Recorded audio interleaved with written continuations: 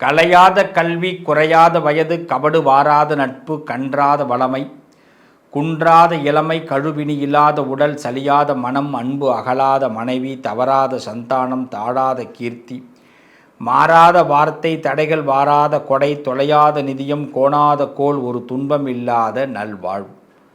துய்யனின் பாதத்தில் அன்பு உதவி பெரிய தொண்டரோடு கூட்டு கண்டாய், அலையாடி அரிதுயிலும் ஆயனது தங்கையே, ஆதி கடவுரின் வாழ்வே, அமுதீசர் ஒரு பாகம், அகலாத சுகபாணி, அருள்வாமி அபிராமி தாய்.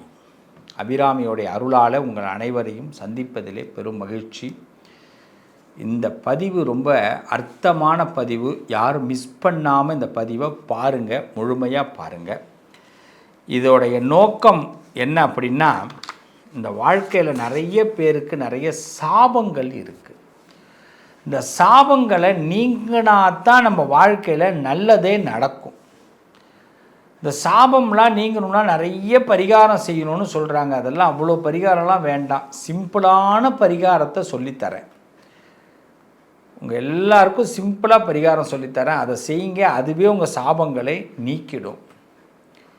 முக்கியமாக என்னென்ன சாபத்தில் மனிதன் சிக்கி கொண்டிருக்கிறான், எந்த சாபத்தில் அவன் சிக்கக்கூடாது அப்படிங்கிறத நான் சொல்கிறேன். முதல்ல சில சாபத்துக்கு விமோச்சனம் செயலால் மட்டும்தான் நடக்கும். நம்ம சில சாபத்துக்கு மட்டும் விமோச்சனம் தானாக நடக்காது. அது நம்ம ஏதாவது பண்ணினா தான் நடக்கும். இன்றைக்கி பல குடும்பத்தில் வருமானம் இல்லாமல் தவிக்கிறாங்க. நம்ம பல குடும்பம் நல்ல வாழ்ந்த குடும்பம் வீழ்ந்து போய் கிடக்கு. நல்ல லட்சக்கணக்கு கோடி கணக்கில் கல்யாணம் பண்ணி வைக்கிறாங்க. பிள்ளைங்க பிரிஞ்சு இருக்கிறாங்க. சீக்கிரம் விவாகரத்து ஆகிடுது. என்னங்க பிரச்சனை? என்ன நடக்குது உலகத்தில்? கொஞ்சம் யோசிங்க. ரொம்ப கோடிக்கணக்கில் செலவு பண்ணி, லட்சக்கணக்கில் செலவு பண்ணி ஒரு பிஸ்னஸ் ஆரம்பிக்கிறான். கடைசியில் பூட்டிட்டு வரான். வேறு ஒன்றும் அவனால் பண்ண முடியல. கடன் தொல்லை தாங்க முடியல. புருஷன் பொண்டாட்டிக்குள்ளே நிம்மதி இல்லை. பேருக்கு வாழ்கிறான். வீட்டுக்குள்ளே 2 கட்டில் போட்டு வாழ்ந்துக்கிட்டு கிடக்கிறான். படுக்க நிம்மதி இல்லை, சாப்பாடு நிம்மதி இல்லை, வியாதி அதிகமாக இருக்குது. ஆஸ்பத்திரி போகக்கூடாதுன்னு நினைக்கிறான். ஆஸ்பத்திரியிலே வாழ்க்கை முடிச்சுக்கிறான். காசு பணம் சம்பாதிக்கணும்னு ஆசைப்பட்டு எதையாவது 1-2 ரூபாயை சேர்த்து கஷ்டப்பட்டு சேர்த்து வச்சு எவன்கிட்டையாவது ஒட்டு மொத்தமாக கொடுத்து ஏமாந்து போகிறான். மன நிம்மதிங்கிறது என்னங்க இது? என்ன வாழ்க்கை? எதை நோக்கி நம்ம பயணம் போகுது? எதை நோக்கி இன்று பயணம் போகிறது? இதை முதல்ல நம்ம தெரிஞ்சுக்கணும். இதுதான் எல்லாருக்கிட்டையும் இருக்கக்கூடிய பெரிய கேள்விகள். அதில் ரொம்ப முக்கியமாக சில சாபங்கள் தான் நம்மளை துரத்துதுங்க. அது என்னென்ன சாபம்னு தெரிஞ்சுக்கிங்க. அதை எப்படி தீக்கணும்னு நான் ஒவ்வொருத்தவங்களுக்கும் சொல்கிறேன். ஏன் இந்த சாபம் வந்ததுன்னு ஒவ்வொரு ராசிக்கும் தனியாகவே சொல்கிறேன். முடிவாக நான் அதுக்கு பரிகாரமும் சொல்கிறேன். எஸ், உத்தரவு. முதல்ல பாருங்கள், பெண் சாபம். பெண்கள் உங்கள் வீட்டில் பெண் சாபம் இருந்ததுன்னா அது துஷ்டங்க. அதுக்கு பெரிய கஷ்டமே அந்த பெண் சாபத்தினால நம்மளால் நிம்மதியே இருக்க முடியாது. இந்த பெண் அடுத்தது நாகசாபம், சர்ப சாபம்னு சொல்லுவாங்க. சர்ப சாபம்னா பாம்பு சாபம் மட்டும் கிடையாது. பாம்பு தொடர்பான சாபம் மட்டும் இல்லை. இது பித்ரு தோஷம் போல இது ஒன்று சாபம். இது எப்படின்னா, நம்ம பேசுகிற வார்த்தைகள் சர்ப்பமாக பாவிச்சிடும். என்றைக்கோ எங்கேயோ ஒரு வார்த்தையை விடுவோம், அது நமக்கு இந்த சாபமாக மாறிடும். அடுத்தது இறந்தவர்கள் சாபம். பெரிய கடுமையான சாபம். செத்தவன் சும்மாவே சாக மாட்டேங்கிறான், எதையாவது ஒன்று பண்ணிட்டு போயிடுறான். இந்த 3 சாபத்தை முதல்ல நம்ம கடந்துட்டோம்னா நம்ம வாழ்க்கை நிம்மதியாக இருக்கும். அதை எப்படி கடக்கலாம், அதுக்கு என்னென்ன பரிகாரம் அப்படிங்கிறத நான் தெளிவாக எல்லாமே விவரமாக சொல்கிறேன். பாருங்கள், நிச்சயமாக இது ஒரு யூஸ்ஃபுல்லாக இருக்கும். இந்த பதிவுக்கு பிறகு உங்கள் வாழ்க்கையில் நான் சொல்கிறத மட்டும் செய்யுங்க. ரொம்ப சிம்பிளாக செய்யுங்க. கண்டிப்பாக உங்கள் வாழ்க்கையில் 3 சாபங்களும் விலகி உங்கள் வாழ்க்கையில் ஒவ்வொரு ராசிக்காரர்களும் நிம்மதியாக இருப்பீங்க. இது வரைக்கும் உங்கள் வாழ்க்கையில் என்ன தடைப்பட்டிருந்தாலும், எது விளங்காமல் இருந்தாலும், ஏன்டா வாழ்க்கையில் எனக்கு நிம்மதியே கிடைக்காதாடா அப்படின்னு நினச்சிருந்தீங்கன்னா கூட அந்த நிம்மதி ஆண்டவன் ஏதாவது ஒரு வழியில் அதை கொடுப்பான். இதை கேட்குற உள்ளங்கள் எல்லாருக்கும் நிச்சயமாக நிம்மதி கிடைக்கும். நம்புங்க. வாங்க பார்ப்போம். மீனராசியை பொறுத்தவரை இந்த சாபங்கள் எங்கே ஆரம்பிக்குதுன்னா, உணர்ச்சி வசப்பட்டு பேசுகிறதுலையே மீனராசிக்கு பிரச்சனை வந்துடும். அதுவும் பெண்கள் இடத்துல பேசும்போது ஏதாவது உணர்ச்சி வசப்பட்டு பேசிடாதீங்க. அது பெண்கள் அப்புறம் அவங்க காயப்பட்டுட்டாங்கன்னா அவங்க சாபம் அதிகமாக கொடுத்துட்றாங்க. அதில் தான் பெண் சாபம் அதிகமாகுது. வீட்டில் உள்ளவங்கள்ட்ட பேசும்போது கூட மீனராசிக்காரர்கள், அதுவும் பொம்பளை பிள்ளைகள்கிட்ட பேசும்போது ரொம்ப கவனமாக பேசுங்க. பெண்கள் பெண்கள்கிட்டயே, மருமகள்கிட்ட மாமியார் பேசுவாங்க, மாமியாருக்கு அந்த மருமகளால் சாபம் வரும். மருமக மாமியாரை பேசுவாங்க, அந்த மாமியாரால் மருமகளுக்கு சாபம் வரும். இப்போ உதாரணம் புரியுது. அம்மா பிள்ளை, அம்மாவும் பொண்ணும், பொண்ணுனால அம்மாவுக்கு சாபம் வரும், அம்மாவுனால பொண்ணுக்கு பெண் சாபம் கொடுத்துருவா. உணர்ச்சி வசப்பட்டு பேசுகிறதுனால, வார்த்தையை விட்டுறதுனால பார்த்து வார்த்தையை விடுங்க. நாகசாபம் நிறைய மாயையை ஏற்படுத்தும். இல்லைன்னு ஒன்று தெரியும், ஆனால் இருக்குன்னு நம்பிக்கிட்டே இருப்போம். இதுதான் மீனராசி. ஒருத்தவன் நம்ம மேலே அன்பே வச்சில்லை, ஆனால் அன்பு வச்ச மாதிரி நம்ம நினச்சிக்கிட்டு இருப்போம். அது பெண்ணாக இருக்கட்டும் ஆணாக இருக்கட்டும். ஒரு ஆம்பளை பிள்ளை இருப்பான், ஒரு பொம்பளை பிள்ளை காதலிக்குதுன்னே நம்பிக்கிட்டு இருப்பான். 10 வருஷமாக இவன் காதலிச்சிக்கிட்டு இருப்பான், காதலிக்கிறேன்னு சொல்லுவான். 10வது வருஷம் பார்த்தா அது வேற ஒருத்தனை கல்யாணம் பண்ணிட்டு போயிடும். இவன் இப்போ சொல்லுவான், அப்போ அது ஐயோ ஒன்றும் இல்லை, ஃப்ரெண்டான பார்த்தேன் அப்படின்னு. அப்போ மாயையிலே 10 வருஷம் போயிருக்கும் அந்த பையனுக்கு வாழ்க்கை. இது பெண்ணுக்கும் அப்படி தான். அதேமாதிரி முன்னோர்கள் சாபம் இருக்குன்னா பண இழப்பு, எதையுமே சேர்க்க முடியாது. சேர்க்க கீழே க்ளீன் போயிட்டே இருக்கும். எதையாவது ஒன்று சேர்த்து ஏதாவது ஒன்று பண்ணலான்னா ஆஸ்பத்திரியில் கொடுக்குற மாதிரி இருக்கும். எதையாவது ஒன்று சேர்த்து ஒன்று வாங்கலான்னா டக்குன்னு நமக்கு செலவுக்கு ஒன்று எக்ஸ்ட்ரா பண்ணுற மாதிரி இருக்கும். மோட்ரு வாகனங்களில் போய் வீணாக காசு போடுற மாதிரி இருக்கும். பண இழப்புகள், இதனால் நிறைய ஏமாற்றங்களை தான் மீனராசி அதிகமாக சந்திப்பீங்க. மீனராசி சம்பாரித்த காசெல்லாம் சேர்த்து வச்சுருந்தீங்கன்னா இன்றைக்கெல்லாம் இப்போ நீங்கள் ஒரு டாட்டா அம்பானி ரேஞ்சுக்கு வந்துடணும். ஆனால் டாட்டா காட்டுற அளவில் தான் இப்போ நம்ம இருப்போம். எப்படி போனதுன்னே தெரியாது, இந்த காசுலாம் செலவு எப்படி ஆனதுன்னே தெரியாது. இதுக்கு ஒரே ஒரு வழி தான். என்ன பண்ணலாம்? நிறைய இடத்துல உண்மையே பேசுகிறத தவிர்த்துக்குங்க. மீனராசி என்னடா இப்படி பேசுகிறேன்னு என்னை நினைக்காதீங்க. உண்மையை பேசுவதை தவிர்த்து கொள்ளுங்கள். நிறைய இடத்துல உண்மை பேசி நீங்கள் கோர்ட்டு கேஸுக்கெல்லாம் போக வேண்டிய கட்டாயங்கள்லாம் ஏற்படும். ஒருத்தன் சொன்னான், சாமி நிறைய பாவம் பண்ணுறேன், நான் இன்னிலேருந்து திருந்தலான்னு இருக்கேன் சாமி அப்படின்னா.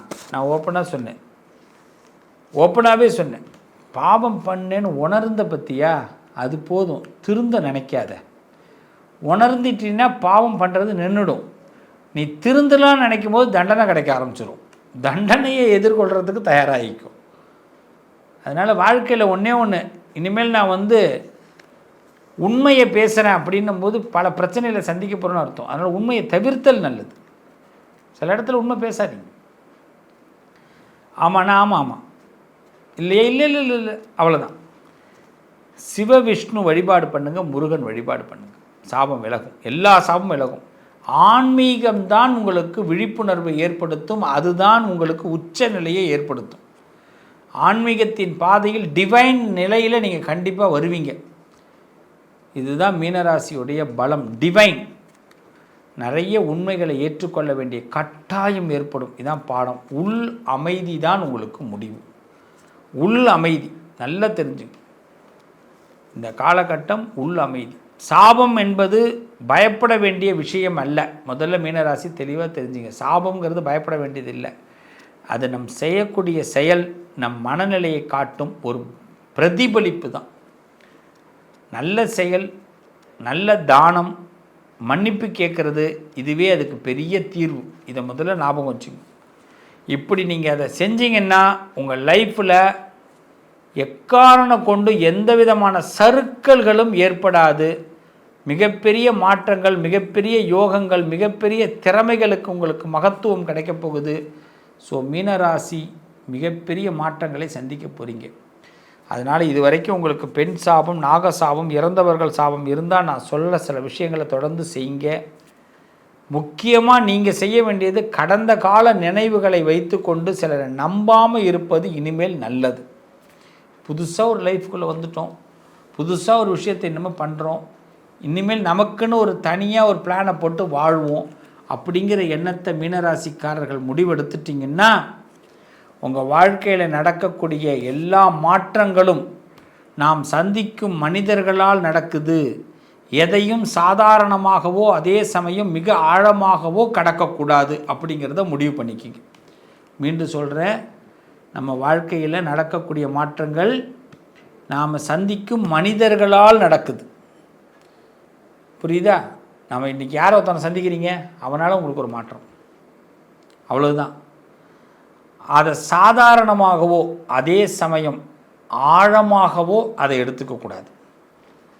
சரி இவனால் தானே நடந்தது அப்படின்னு நினைக்கவும் கூடாது, அதே இவனால் நடந்துருச்சே அப்படின்னு எடுத்துக்கக்கூடாது. இப்படி எடுத்துக்கிறதுனால தான் நம்ம எமோஷனல் ஆயிடுறோம், அங்கே தான் பிரச்சனைகளை சந்திக்கிறோம், அங்கே தான் இந்த உலகம் நம்மளை ஏமாத்துது. உலகம் ஏமாற்றாமல் இருக்கிறதுக்கு விழிப்புணர்வு தேவை. ஆன்மீக வழியை ஏற்படுத்தி கொள்ளுங்கள். ஆன்மீக வழிக்குள்ளே வாங்க மீனராசிக்காரர்கள். நிச்சயமாக குருமார்கள் உங்களுக்கு உதவி பண்ணுவாங்க, நல்லது நடக்கும், உங்களுக்கு நல்ல யோகம் ஏற்படும். இன்னும் நிறைய டிப்ஸ் சொல்கிறேன், கவனித்து பாருங்கள். எல்லாரும் ஒவ்வொரு விஷயத்தை பற்றி பேசணும். இப்போ இந்த சாபங்கள் மொத்தமாக நீங்கிறதுக்கு நம்ம எல்லாம் கண்டிப்பாக செய்ய வேண்டிய விஷயம் என்னென்னா, ஒரு பெண் சாபம் நீங்கணுன்னா வீட்டில் தாயாரை மனசில் நினச்சி அவங்கள்ட்ட மன்னிப்பு கேளுங்க. அவ்வளோதான். அம்மாக்கிட்ட மன்னிப்பு கேளுங்க. அப்போ தான் அதாவது மன்னிப்பு கிடச்சிருச்சு தாயார்கிட்டேருந்துன்னா அது பெண் சாபம் நீங்கிடும். லக்ஷ்மி தேவி, அபிராமி, மீனாட்சி, காமாட்சி, அம்பாளை வழிபாடு பண்ணுங்கள். வெள்ளிக்கிழமையில் அம்மன் கோயிலுக்கு போய் ஒரு தீபம் ஏற்றுங்க, பெண் சாபம் விலகும். தினமும் பெண்களை மதித்து நடங்க, ரெஸ்பான்ஸ் கொடுங்க. வீட்டில் வேலை பார்க்குறவங்க, ஏழைகள், இவர்களுக்கெல்லாம் ஏதாவது உணவு கொடுங்க, சேலை தானம் பண்ணுங்கள், பணம் ஏதாவது முடிஞ்சால் கொடுங்க, நல்லது நடக்கும். நாகசாபம் அப்படிங்கிறது ராகு கேது பரிகாரம் செய்யணும். ராகு கேது நவகிரகத்தில் ராகு கேது இருப்பாங்க. சிவன் கோயிலில் போய் பரிகாரம் பண்ணுங்கள். திருப்பாம்புரம், திருநாகேஸ்வரம், காளகஸ்தி, கீழப்பெரும்பள்ளம் அப்படிங்கிற ஊருக்குள்ள ராகு கேது ஸ்தலம் இருக்குது. முடிஞ்சால் போய் அங்கே தரிசனம் பண்ணிட்டு வாங்க. முடியலைன்னா உங்கள் ஊரில் இருக்கிற சிவாலயத்தில் ராகு கேது இந்த நவகிரகத்தில் இருப்பாங்க, அவங்கள வழிபாடு பண்ணுங்கள், பாலாபிஷேகம் பண்ணுங்கள். நாகப்பஞ்சமின்னு சொல்லுவாங்க, ஒரு நாள் வரும். அந்த நாள் நம்ம தொடர்ந்து நம்ம சேனலில் பாருங்கள், சொல்லித்தரேன். நாகப்பஞ்சமி நாளில் விரதம் இருங்க. இந்த நாகசாபம் இருக்கிறவங்க சர்ப்பசாபம்னு சொல்லுவாங்க. வாய்ப்பு கிடச்சிதுன்னா மரம் நடுதல் ரொம்ப சிறப்பு. இந்த நாகதோஷம் நீங்கிறதுக்கு இதான் நல்ல வழி. ஆமாம், திருநாகேஸ்வரம் இந்த ஸ்தலங்கள்லாம் ரொம்ப அற்புதமான ஸ்தலங்கள், போய் தரிசனம் பண்ணலாம். இந்த இறந்தவர்கள் சாபம் விலகணுன்னா மாதம் அமாவாசை அன்னைக்கு தர்ப்பணம் பண்ணுங்க. ஆண்டுதோறும் திருவாதிரை நட்சத்திரத்தன்னைக்கு சிரார்த்தம் செய்வது நல்லது. ஆமாம், திருவாதிரையில் அந்த திருவாதிரை நட்சத்திரம் இந்த கரிநாள்னு ஒன்று சொல்லுவாங்க. நிறைய பேருக்கு கரிநாள்னு என்னென்னு தெரியாது. கரிநாளில் முன்னோர்களை நினைக்கணும். முன்னோர்கள் டைரெக்டாக நம்மள்கிட்ட பேசுவாங்க. கரிநாளில் முன்னோர்களை நினைக்கிறது நல்லது. காலண்டரில் போட்டிருக்கும் கரிநாள் அப்படின்னு. அன்றைய நாளில் முன்னோர்களை நினைங்க, அப்போ தான் அந்த பித்திரு தோஷமே விலகும். ஏழைகளுக்கு அன்னதானம் பண்ணுங்கள். அன்னதானம் பண்ணுங்கள் நிறையா. காகங்களுக்கு உணவு வைங்க, பித்ரு சாந்தி அது. காசி, ராமேஸ்வரம் போன்ற ஸ்தலங்களுக்கு சென்று சுவாமி வழிபாடு பண்ணுங்கள், நிச்சயமாக நல்லா இருப்பீங்க. ரொம்ப முக்கியம், இந்த 3 சாபங்கள் விலகணும். ஏன் இருக்கிற எல்லா சாபமும் விலகணும்னா இன்னிலிருந்து ஒரு சபதம் எடுக்கிறோம். என்னென்னா, நல்ல மனசு, நல்ல செயல்கள் தான் மிகப்பெரிய காரணம். அதுதான் பரிகாரம். யாருக்கும் துன்பம் கொடுக்காமல் வாழ்வது ரொம்ப முக்கியம். அதே மாதிரி யார்ட்டையாவது தப்பு பண்ணியிருந்தால் மன்னிப்பு கேட்டுடுங்க, மன்னிப்பும் கொடுத்துருங்க. இது ஒரு நல்ல தீர்வு. 5 நிமிஷம் தியானம் பண்ணுங்க. 5 நிமிஷம் டெய்லி மன அமைதிக்காக டெய்லி 5 நிமிஷம் தியானம் பண்ணுங்கள். நமசிவாயா அப்படின்ற மந்திரத்தை ஜபமாக சொல்லுங்கள். பெருமாள் தான் பிடிக்கும்னா நாராயணான்னு சொல்லுங்கள். ரொம்ப பேருக்கு எல்லாருக்கும் உதவி பண்ணுங்க. இதை மட்டும் செஞ்சுட்டு வாங்க, கண்டிப்பாக இந்த சாபங்கள்லாம் விமோச்சனமாகி உங்கள் வாழ்க்கை தரித்திரம் விலகி நல்லா இருப்பீங்க. நல்லது நடக்கும். உங்கள் அதிர்ஷ்டத்திற்கான தீர்வு: கல்வி, பதவி, யோகம், தொழில் வளர்ச்சி பெருக. ஜாதகம், வாஸ்து, திருமண பொருத்தம் பார்க்கவும், பிரசன்னம் கேட்கவும். Positive line doctor Sivasri Manikanda Sivam. தொடர்பு கொள்ள வேண்டிய வாட்ஸ்அப் எண் 7904137178.